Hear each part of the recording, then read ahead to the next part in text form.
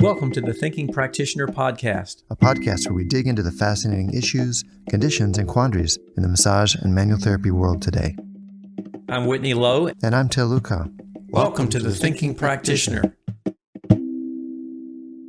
And welcome to the Thinking Practitioner Podcast, where Books of Discovery has been a part of massage therapy education for over 20 years. Thousands of schools around the world teach with their textbooks, e-textbooks, and digital resources. Books of Discovery likes to say learning adventures start here, and they see that same spirit here on the Thinking Practitioner Podcast and are proud to support our work, knowing we share the mission to bring the massage and bodywork community enlivening content that advances our profession. Check out their collection of e-textbooks and digital learning resources for pathology, kinesiology, anatomy, and physiology at booksofdiscovery.com, where Thinking Practitioner listeners can save 15% by entering Thinking at checkout. How are you, Whitney? I'm doing well, sir, today. How are you? I'm pretty good. How are you, Robert Schleip? Great to have you with us today. I'm doing very well, and I'm looking forward to a chat with the two of you. All right. I'm looking forward to it, too. You have some interesting ideas, as usual, to share with us. I'll introduce you briefly, and then we'll get into those. You have been called, Robert, one of the founding fathers of modern fascial science, as you were instrumental in organizing the fascial research congresses, which started at Harvard School of Medicine in 2007, and the 5 fascial congresses since then. You trained both as a certified Rolfer, where I met you when you were on the faculty of the Rolf Institute. You trained both as a certified Rolfer, where I met you when you were on the faculty there at the Rolf Institute, and you trained as a Feldenkrais practitioner. And you've been a bridge between clinical practice and science for many decades. You were a co-author. You were listed as a co-author in a very interesting recent study, myofascial stiffness of plantar fascia and Achilles tendon in individuals with plantar fasciopathy, an observational cross study. And that's what we want to talk about today, because it's an interesting one. Welcome, Robert. Anything else people should know about you? No, I love fascia and I love networking and I love the two of you for that reason. We love you too. Yeah. Well, let's jump right in. Can you tell us a little bit about the paper's main findings, and then maybe we'll talk about some of the details? Yes, so this is a nice outcome in my personal development. As you mentioned, for 20, 30 years, I did most of my work with my hands and my heart connected with my clients. But in the last 10, 15 years, I shifted towards laboratory research and spent more time in scientific research than I do with my clients. And in that field, I've shifted with my attention that I'm now more, I have to get used to it, a senior scientist now and a mentor to some of the young scientists who are looking for guidance. Mm-hmm. And that is one of the very rewarding outcomes for me, because the laboratory work has been done in Brazil, in a laboratory that I have never been. In most of the fascia laboratories I have been, but in this one I have not been. But I connected with them over 3 years. I gave them not only my smart advice and my critical questions, but I gave them a measurement tool also, and gave them advice to how to use it. And they used that measurement tool that tries to replicate our finger touching for tighter spots in the tissues as opposed to softer spots. So it measures tissue stiffness, and that's what you often palpate. So we developed a technical touching finger that I'm showing here for those of you who have the monitor to look at it. I'm holding up the Indento Pro here. That's a tool that we developed in the last 10 years at Chemnitz University. And they used that on the plantar fascia of people who had pain on the bottom of the foot. And there are different names for it. Plantar fasciitis is the most common name, but now many people call it plantar fasciopathy because they are not so clear whether it's inflammation. So people with that pain on the bottom of the foot, they selected those who have it more on one side than on the other. And they compared the stiffness of the plantar fascia with that tool. and compared it on the painful side with the less painful side. And not only that, they also measured the Achilles tendon. And They measured what? I'm sorry? so I was very intrigued about that study, and we can discuss the findings, but basically that was the publication. Mhm. So I'm sorry, Robert, you said they measured the stiffness and something else? I didn't quite hear what else. They measured the stiffness on both sides, on the painful leg and on the less painful leg, on the bottom of the foot, on the plantar fascia, but also on the Achilles tendon. On the Achilles tendon. Got you. Yeah. Okay. And they found some surprising things, surprising to us, that maybe make us question some of our assumptions. At least it did for me when I saw your post about it. Let's get into that. But what about the indental pro, the indentometer itself? You said it's like a finger, and you can use it to measure for tight spots or different qualities of the tissue. What exactly does it measure? How does it work? You do it similar, like if you are touching the body, you press with vertical compression, your finger 1 millimeter into the tissue, 2 millimeters, but hardly more than 1 centimeter. And you measure the resistance, or you measure how much force do you need in order to indent the tissue 1 millimeter, 5 millimeter, etc. And usually, if it's a homogeneous tissue, it's a linear increase. So on the first millimeter, it gives you, let's say, 100 grams of resistance. On the next 1 millimeter, 200 millimeters. And then the linear increase of the force needed to indent it, or of the tissue resisting you can measure the same way, is called the Young modulus, or the stiffness of the tissue. And pudding has a softer stiffness than wood, and iron is even stiffer than wood. Who wonders? Yeah. So we wanted to know, is one of the legs more like a pudding and the other one is more like wood? And that's what you can quantify here. And when you do it with your hands, it's sometimes, of course, easy to do, but often your expectation influences what you feel. Yeah. And this is a big problem, because we are never free of bias as a practitioner. You see the color, you see the painful reaction of the client, and your brain cannot ignore that. But this machine can ignore all the other sensory input. So that is one advantage. Right. Got a question about that with the graphing of the pressure that you mentioned. You mentioned it was a linear graph of pressure versus, stiffness. And that seems to me a little bit at odds with a lot of what we know, for example, about ligamentous tissue or some of the other connective tissues that have a certain degree of elasticity, and then the curve drops significantly because they have a greater degree of stiffness after that initial pliability is gone. So that wasn't reflected with what you were finding then, huh? Do you mean that it changes after a few seconds or after a few millimeters of depth? I didn't get you. Millimeters of pressure. So okay, assuming that the pressure is equal to some degree of elastic deformation of the connective tissues. Yeah, so that's exactly a big challenge in biomechanics, because they love to make simplifications. And the stiffness assumes that it's in a linear increase. So if you have a rubber band, and that for each centimeter of elongation, it increases in the same degree. And then you define the stiffness as Newton per millimeter, or Newton per percentage of elongation. And that's a simplification. Yeah. So that's exactly a big challenge. Yeah. So it doesn't necessarily correlate exactly with what we feel with our touch in that sense. Or does it? Does it measure things that are exactly correlated with something you or I might feel with our hands? That is the other study that we published. I didn't prepare to share that, but I think it fits very well.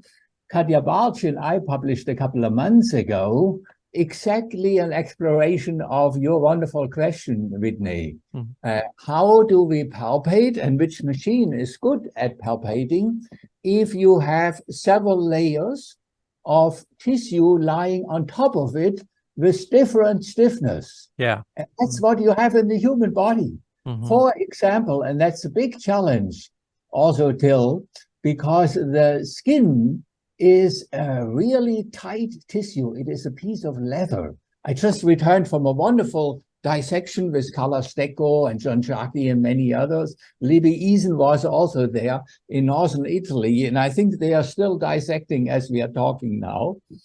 And we had fresh frozen cadavers, and the skin is a pretty tight, insulating rubber seal tissue. And we should not underestimate that. And so that's usually like 2-3 millimeters. And then underneath, you have the subcutaneous connective tissue. If you want, you can subdivide that. But all the subcutaneous connective tissue is a third of the stiffness of the skin. Mhm. So it is like a sticky syrup, jam, pudding, something like that. Yeah. And then underneath, you have the pretty thin, dense fascia, which is stiffer than the skin. But I was surprised to find out it's only like 30% stiffer than the skin, not 10 times stiffer. And so we found out when you palpate 4 layers of tissue, and we took the thickness of the 4 layers and the relative stiffness in our phantom gel pad model that Katja Bartsch and several others and I did out of some silicone similar phantom material. We took them for the adult human back in prone position, which is a common palpation. So if you palpate and say, let me feel your lumbar muscles, or let me feel your lumbar fascia, you need to go through the skin, you need to go through the second pillow of the subcutaneous connective tissue, which is much softer, and then you're trying to feel the stiffness on the third layer. Mm-hmm. And what we found out is that none of our 6 instruments was able to detect the relative stiffness differences in the fascia, because the other layers were too thick and or too stiff for your hand to palpate the stiffness underneath. So now I question, also Whitney, your touch. When you say, I feel the fascia is tighter on the right side, you're probably talking about another tissue, about the subcutaneous connective tissue, or about the skin, or about the muscle fibers, which are much, much thicker than the fascia, as the 4th layer underneath. So that is really a challenge. Yeah. So your experiments with models and with your very careful measurements have made you question whether or not we're feeling deeper fascia or not. Yeah, What? in a relaxed position. Oh. On the plantar fascia, I don't question it yet.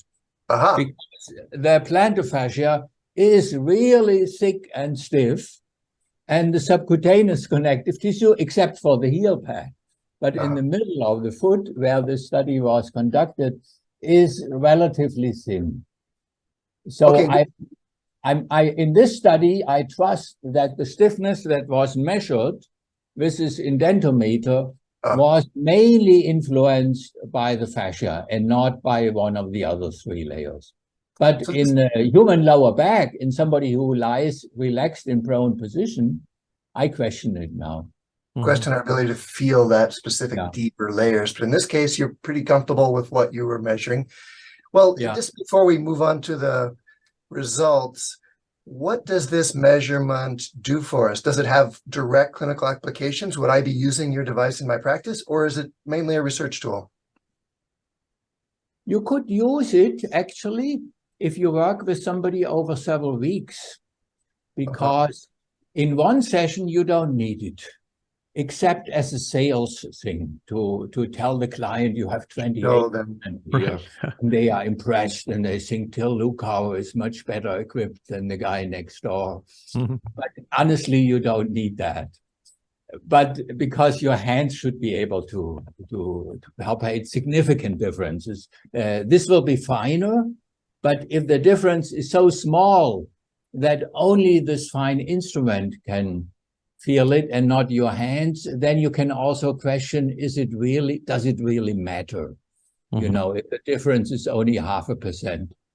But if you are treating somebody, or you're watching their self-treatment, stretching or jogging or whatever, over several weeks, then if the stiffness has become more healthy after 6 weeks, and let's say a stiffer area in their neck has gotten 15% softer, you wouldn't be able to tell because you have touched 600 clients in between. And if their stiffness has changed 50%, you may be able, but a 10% change over 6 weeks because you don't have numbers, I would question that you can detect it. Before and after, right, left side, so that's different. But if both sides of the neck have gotten 10% more healthy or softer as compared before, you can tell them, keep doing your exercises.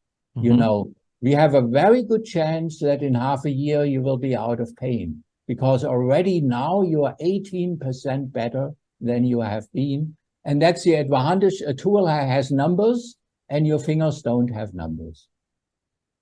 Okay, there's actually, I'm glad we're going here because your study, this one we're talking about now, had some findings that surprised me.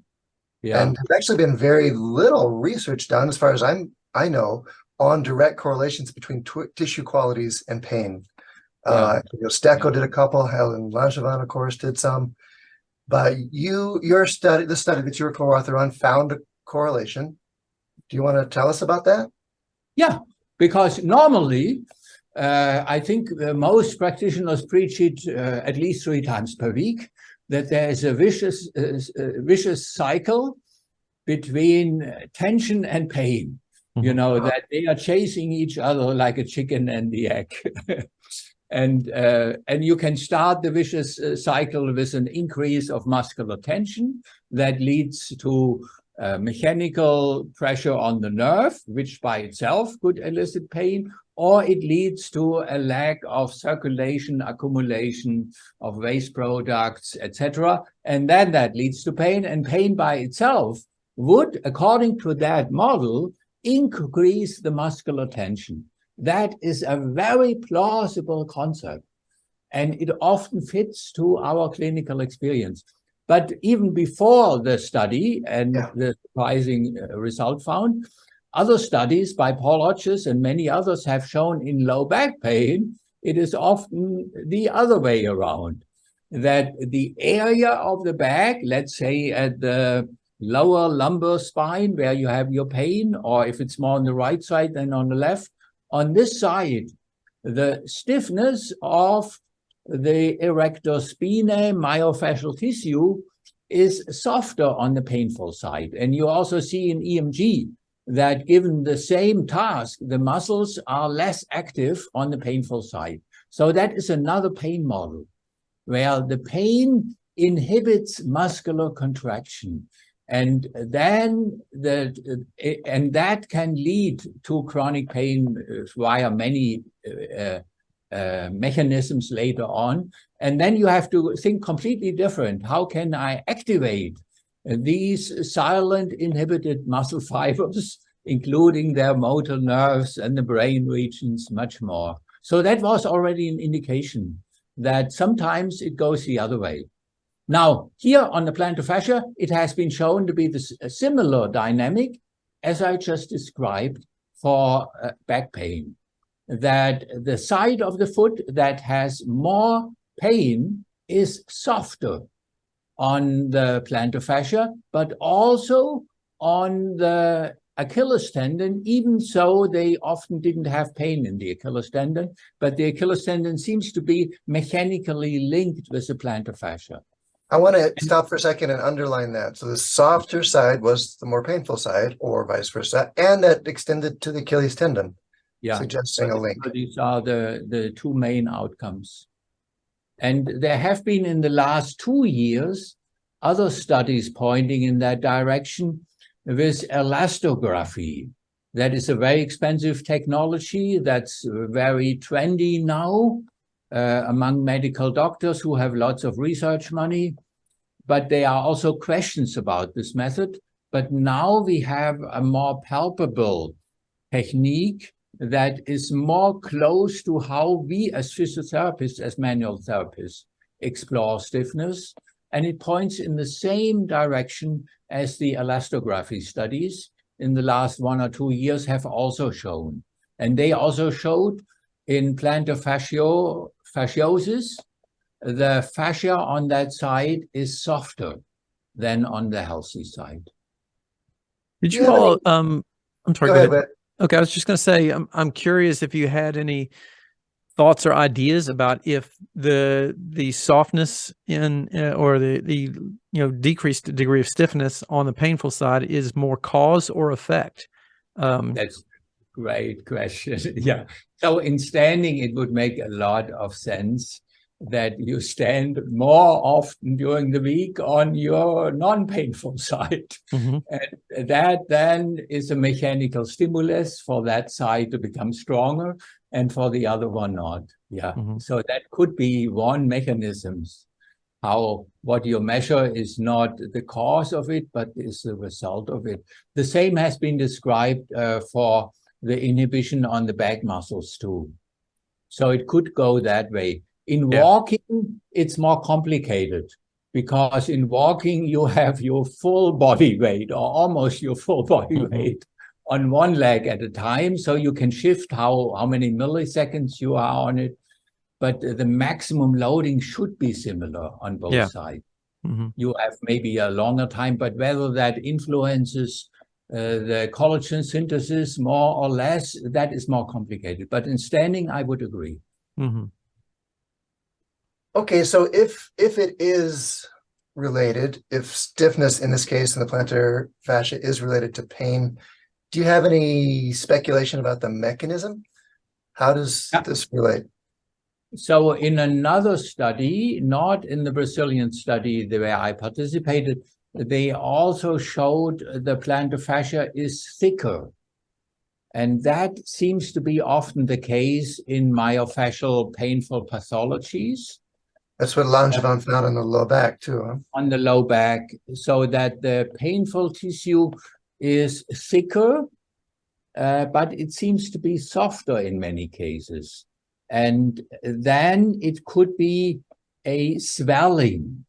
It could be fibrotic, where you have an accumulation of additional collagen fibers, or it could be not an increase of collagen type 1 fibers, but a viscosity change in the ground substance. Mm-hmm. And then it would be like an edema, like a tissue swelling.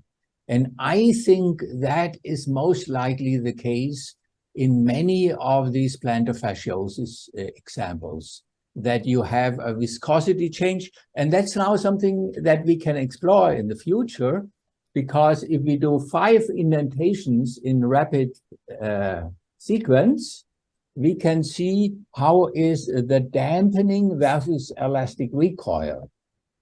And in a healthy tissue, if you bounce it 5 times, it should bounce back at the 5th time as quickly as on the first time. So just like a perfect elastic rubber band. But if you have pathology, often the rubber band becomes like a piece of ketchup or honey. So it bounces back with a time delay, and that's called dampening.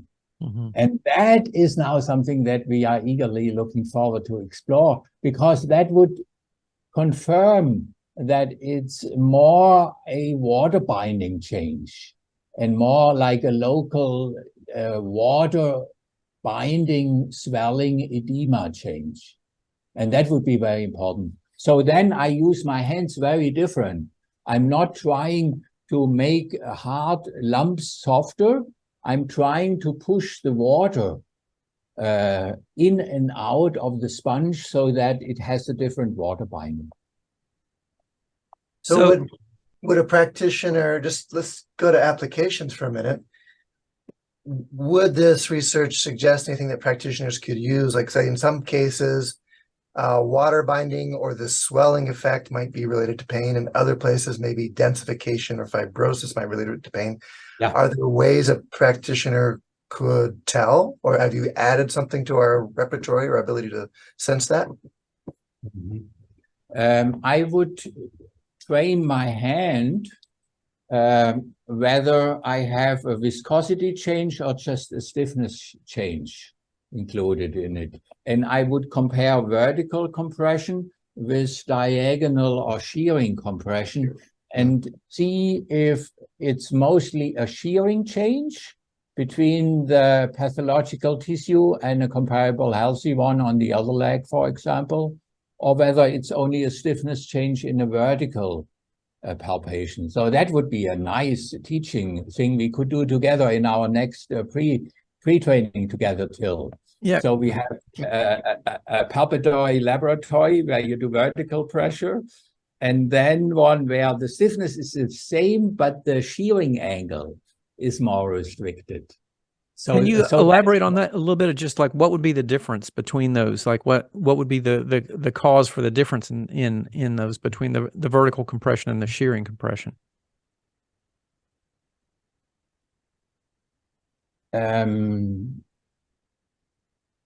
Shearing would be how one layer that's located more superficial to the other one, how easy it is to move that in a horizontal displacement in relationship to the lower one. Yeah, Is it fair to say that the shearing would be seeing what's happening at the interfaces? Are they able to move and shear against each other, while the vertical is more the tissue quality itself? Yeah, and I would assume, but it's not black and white, that in the vertical one, it's more about the fibrotic resistance, and in the shearing, it's more about the lubrication, more whether the ketchup is warm or cold. So it's more the viscosity of the ground substance. But of course, it's only a gradual difference. Yeah. Well, I interesting. I just had a very nice conversation. I'm looking to be in a long train ride with Jan Wilke, who is now a professor for fascial research in Austria, which is really a celebration for us. Now we don't have amateur researchers who are doing it out of their free pocket. He is running a big department at a university, and he said, I want to make fascial research the #1. That is part of his contract with him. And he found out that in myofascial pain, he explored it together with me in exercise-induced delayed onset muscle soreness. The soreness shows more when you do shearing movements with your thumb than it shows when you do vertical pressure. So in the past, we did vertical pressure and asked the client, tell me when the pressure changes into a painful sensation. That's typical ergometry or trigger point work threshold. But now he uses his thumb and does a circular movement in the skin at a given force and asks the client on a pain scale from 1 to 10, how painful is this? And that is a more sensitive measurement for delayed onset muscle soreness than the classical ergometry. So it's called pain sensitivity scale. I didn't know about that.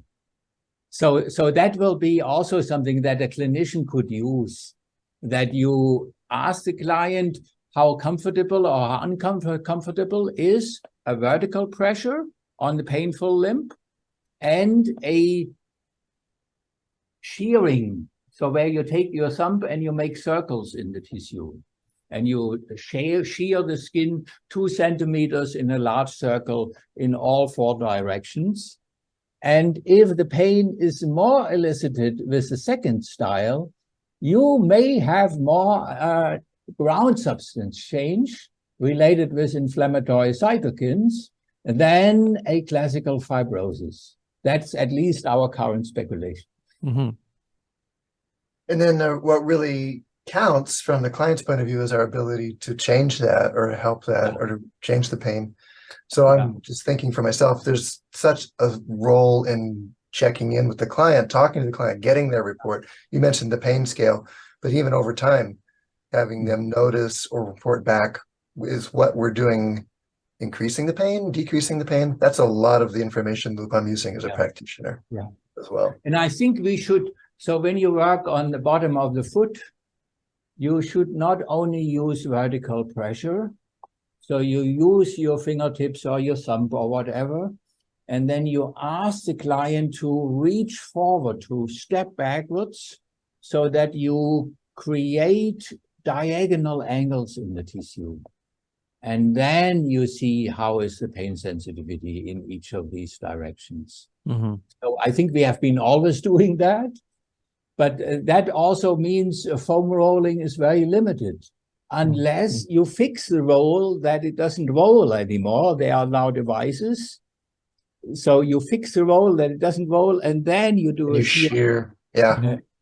But you could do that at any stone on the ground. You don't need to buy a roll. Well, there. Speaking of fancy rollers, Sue Hitzman has a lot of shearing kind of things she does with rollers. Oh, But nice. it makes me think of Greg Lehman's joke that foam rolling is like it would be like trying to trying to fillet a chicken with a rolling pin. You're not going to fillet the chicken, you're going to mash the chicken if you just mash it. What you're saying supports that. It isn't about just squishing it or mashing it. But also these metal tools like Rasten tools, etc., they give your hands a better grip. And I just finished a talk with Eric Owens. He is founder of a Delos therapy, and he gave me this gumdrop, and it's better than my hand because it has different edges, and I can put it on the tissue and then push forward, and it has more grip. So I'm now looking at additional tools, not to replace my hands, but to make my hands sometimes elongated or more powerful, or give my hands more grip in the tissue. Curious too, in terms of we need to talk about instrument-assisted work at some point. Future episode. Yeah. That would be a hot topic with all the dangers it has. Yeah, thank you. Yeah. Also, just curious in terms of other ways in which to do this to enhance that shear force application. Do you think that you might actually even get more significant results in some instances when you were applying shear force and then moving the tissues out from underneath that by shortening and elongating them by joint movements simultaneous with that soft tissue manipulation? Also, when you ask them to do the movement rather than you do it, they cannot daydream at the same time.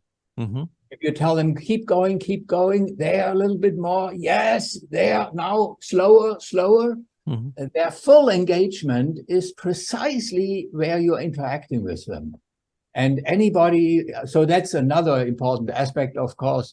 We are not only changing the viscosity of the tissue, but the perceptual connection of your nervous system with whatever sensory stimulation comes from the plantar fascia. Mm-hmm. And there have been several studies to show that the client attention makes a huge difference to whatever stimulation you give to them. So these client active movement participations are a gold mine. Mm-hmm.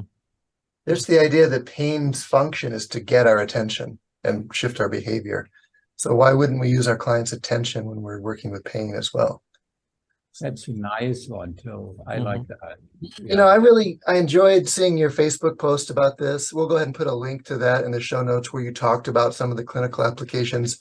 When I went and downloaded the paper and read it, I was excited to see that it was about plantar pain as well, because that's a particular place that I had quite a bit of pain for a long time. I would have qualified as a subject for this study, I think, Mhm. And then I also just finished, like you, Robert, I just finished a dissection with fresh cadavers. This one was with Wojtek Kakowski, and Todd Garcia. And I was looking especially at plantar layers and heel pads, and was surprised at how soft they were, even on the harder body styles we had. It was very soft fat there on the heel. I expected something much more fibrous than I found. So to have your study come out with a measurement of stiffness of this was amazing timing and synchronicity. Yeah. So that's the other maybe secondary finding of this study, that the stiffness change was not only found in the painful tissue itself, in the plantar fascia, but it was equally reflected in the Achilles tendon. So there have been many indications, but that is now another robust one, that they are functionally like one mechanical unit. And that they are not just sometimes influencing. Basically, it is like the patella tendon and its connection with the quadriceps. So normally, the patella is mobile. If it would be fused with the femur, they would be disconnected. But if the patella can slide 1 centimeter up and down, then whatever tension you have above the patella will be reflected below. And that is now the concept, and the dissection that we did in the last 2 days may be similar to yours, Till, where we see the Achilles tendon has actually 2 parts, and they are linked with each other. They are linked not only via the calcaneus as a bony intersection, but also via the heel pad as a soft patella-like plate. And then tension in one end will immediately be reflected in the extension of it. So you could make a cause to call the plantar fascia as distant Achilles aponeurosis. So that would be another. You're describing, I thought you were going to say the calcaneus is like the patella, but you're saying the heel pad itself. So you have two of these hypomocleon, they are hypermocleon. Yeah, so that's a nice name. Hypomocleon. It's like a change of direction in a mechanical pulley system. And for that, so the patella is a hypomocleon in biomechanics, but only if it moves. If it's fused with the femur, it cannot do that.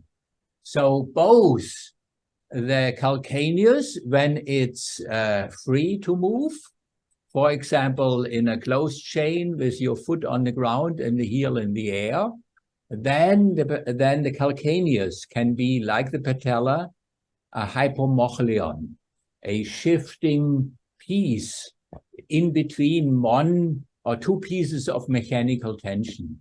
But if the calcaneus is fixed, then you can move behind the calcaneus via the heel pad. And we are one of the few animals who have the heel pad so strongly expressed on the ground. And in young people, the heel pad can move 4 or 5 millimeters in relationship to the calcaneus. And in old people, it's fused with the calcaneus, or fused in parentheses. And then we can argue that's a pathology. So if your heel pad cannot slide in relationship to the calcaneus, not more than 1 or 2 millimeters, which is often the case in shoe-wearing adults in Western concrete cities. Right. Yeah.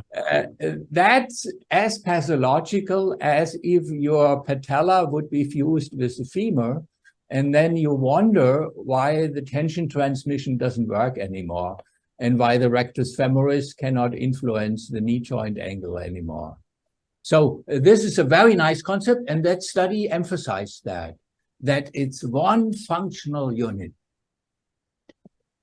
Something, just thinking about this biomechanically, this is, fascinating, because we've spoken for a long time about the coordinated action between the gastrocnemius soleus complex and the plantar fascia. But, your analogy there about it being similar to the patella is really interesting. But also think about this in terms of it seems, and obviously I'd probably want to read a whole lot more about this, but biomechanically that's mostly going to be a factor during the push-off phase, because once you're at heel strike, you don't really have the opportunity to have that kind of like mobility or force transmission, because the body weight is pressing the calcaneus into the ground, and it's not really until you get that calcaneus up off the ground and start propelling forward at that point that you'd have a much more significant force transmission from the gastroc soleus, the triceps surae group, into the plantar fascia.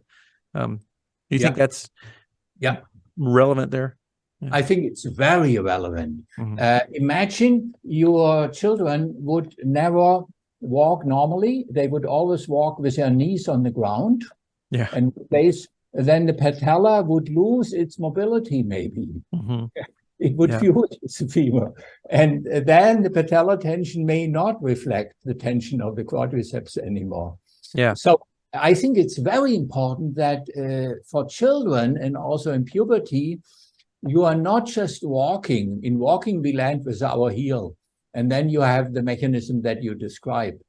But that you are jogging, where you land with your forefoot as a closed chain and your calcaneus in the air. And then, or that you are jumping, like hopping. So then you land with the forefoot.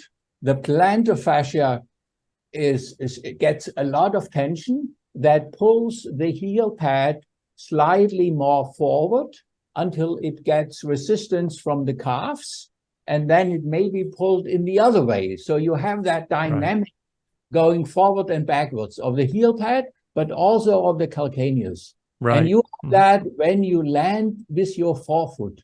You don't have that when you land on your heel. So I think it's very important that our children do forefoot landing, and you do that by hopping or by jogging. And of course, more in barefoot, the whole barefoot debate, we don't need to open that box now. But if you do running with barefoot, you tend to, not all of them, but 2/3 of the people try to land more with the forefoot. And that would have some disadvantages, but it would have that advantage that we are talking about. What you're describing really affirms the way that I'm working with feet after my own recovery from that injury, the sliding, the connection up the back of the leg, the layering, the shearing, all those things, as well as just not trying to soften the tissue, which was your main point. We're not just about mashing. It's not about rolling pin on the chicken. It's about helping things glide and slide. There's, it was also what you're saying about the heel landing. Big piece of my recovery was actually barefoot shoes, not to open that debate, but shifting my weight farther forward so it wasn't so much on the heel pad, and really looking at when I was wearing those barefoot shoes. For running, it was great because I was forward. For walking around the concrete city, no, that would further injure it, for example. Also, one conclusion of that Brazilian study confirms a clinical observation that many people with a lot of experience have practiced. When you have pain on the bottom of the foot, you treat, of course, the plantar fascia, but you also treat the non-painful Achilles tendon. And they say you should always do that in the same session, and the other way around too. If the Achilles tendon is painful, you treat that one normally with eccentrical slow motion loading on a step. The eccentric loading protocol is still the gold standard. Heel drops, so the slow heel drops. But in the same session, please also treat the non-painful, or even if it's non-painful, the plantar fascia. And you get better results than when you only treat the pathological tissue. And now we have one more reason, because functionally they are coupled. Talking about treating them as a unit. Well, what else do you want to tell us about your interest these days? What else is capturing your interest? What else should we know about? Well, I want to know about these water binding. If you have more dampening, I still don't get it together, because we know that in the densification, how the stechos call it, where you have the hyaluronan in a more sticky form, where it binds less water, and therefore you have more unbound water. But that tends to go along with more dampening and with an increase in viscosity. And I don't understand it, because free water would be less viscous. It would be more like a warm honey and not like a cold honey or ketchup. So there is something I'm not understanding. So either it's not related to the resistance of water molecules, that it's more the hyaluronan itself, or maybe how the hyaluronan interacts with collagen type 3, or there is something about the water binding that I don't understand. So if any in the audience has an insight, you can call me in the middle of the night. I love to hear that, because so that is a challenge.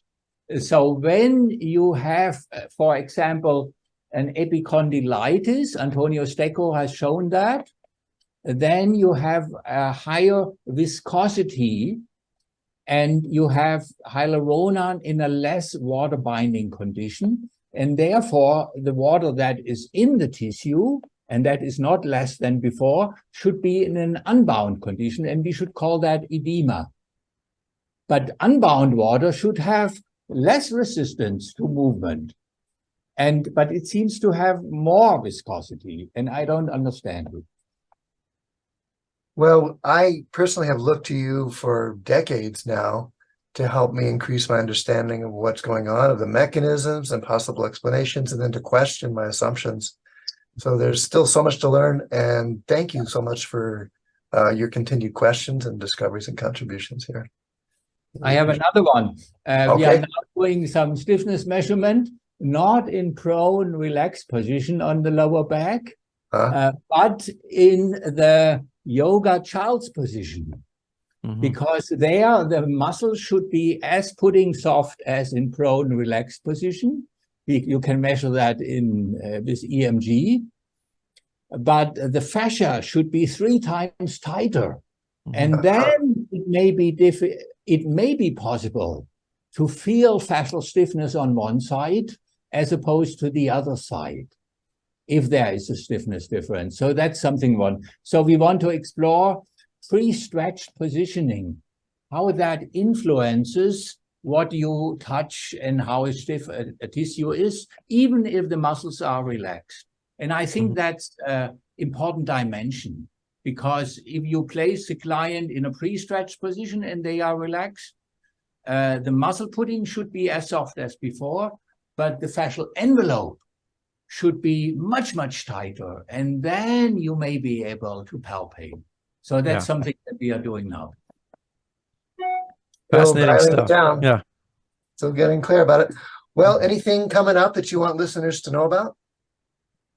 Till Luchau is organizing, dampen me if you don't need more people to join. Please, no, tell us. Okay, yeah. So next summer in May, you and Bibiana, a common hero of us, are doing a mindful walking, spiritual, somatic pilgrimage on the Camino. And I think you are doing it already for the 3rd or 4th time. And now I can join you, and I'm looking forward to that. We are so looking forward to that, Robert. Having you along with us, I'm sure we can have some great heel pad discussions and experiments and everything else. Yeah. You have to do barefoot backwards walking with me, and then you can ask me to do all kinds of weird stuff with you. Okay. Yeah, you're joining us on our walking workshop on the Camino de Santiago in May 2024. We'll put a link into the site. Thank you for mentioning that. Anything else you want listeners to know about, Robert? No. Yeah. All right. That's great. And where can people find out more about you and your work? Somatics.de is a nice website. And my IT guy told me to tell people to follow me on Instagram and Facebook now, because I'm shifting not to do newsletters, but whenever I get excited about something, and that's how you found this article from me, I will do a quick Instagram sharing. And All right. so that would be a nice way to get connected with new insights and questions and discoveries. So follow me Good. on Instagram and Facebook. All right, we'll do it. Yeah. Always keeping up, Robert. That's amazing. That's great. Yeah. Well, thank you so much for sharing your time here with us today. This was fascinating discussion for sure. Very appreciated, Robert. Great to Mhm. see you. Thanks again. Until next time. Okay. Bye-bye. Are you ready to take your skills to the next level? Our in-house sponsor today is Advanced Trainings. Come visit us there. Whether you've been practicing for decades or are just starting out, Advanced Trainings offers a wide range of online and in-person programs designed to boost your effectiveness, deepen your understanding, and inspire your professional creativity. With innovative self-paced programs ranging from 1-hour certificate courses about some of the most common client complaints, including plantar foot pain, one I did with Whitney, to comprehensive certification, our comprehensive certification program, we offer practice-changing learning events with industry-leading instructors, all in a supportive learning community that will take your work to another level. Plus, I hope I'm not going to regret this offer, but for a limited time, Thinking Practitioner listeners can enjoy a free month of our amazing subscription when you sign up at advancedtrainings.com. Explore our extensive library of courses, cancel anytime and keep any credits you've earned, usually all from just $20 a month, but for a limited time. For TTP listeners, enter the code Thinking Subscriber, that's Thinking Subscriber at checkout, and get a full month for free. Why wait? Visit advancedtrainings.com today. And the Thinking Practitioner podcast is also supported by ABMP, the Associated Bodywork and Massage Professionals. ABMP membership gives professional practitioners like you a package including individual liability insurance, free continuing education, and quick reference apps, online scheduling and payments with Pocket Suite, and much more. ABMP's CE courses, podcast, and Massage and Bodywork magazine always feature expert voices and new perspectives in the profession, including articles from you, Whitney Lowe, and myself. Thinking Practitioner listeners can save on joining ABMP at abmp.com/thinking. Thanks to you, all of our listeners, to our guest today, Robert Schleip, to our sponsors. Stop by our sites for the video, show notes, transcripts, and extras. My site is advanced-trainings.com. Yours, Whitney? And you can find that all on my site at academyofclinicalmassage.com. And if you have a story to share with us or a question you'd like us to address, just record a short voice memo on your phone and email it to us, and we'll try to work it in. Our email is info@thethinkingpractitioner.com, and we'd love to hear from you there. Or you can look for us on social media. You can find me under my name, Whitney, and Till for you. Till Luchau is my name. Please rate us on Apple Podcasts. It really does help people find the show. And you can also hear us, of course, on Spotify, Stitcher, Google Podcasts, wherever else you get your podcasts. Thanks for spreading the word, telling a friend. See you next time. Sounds good. See you then.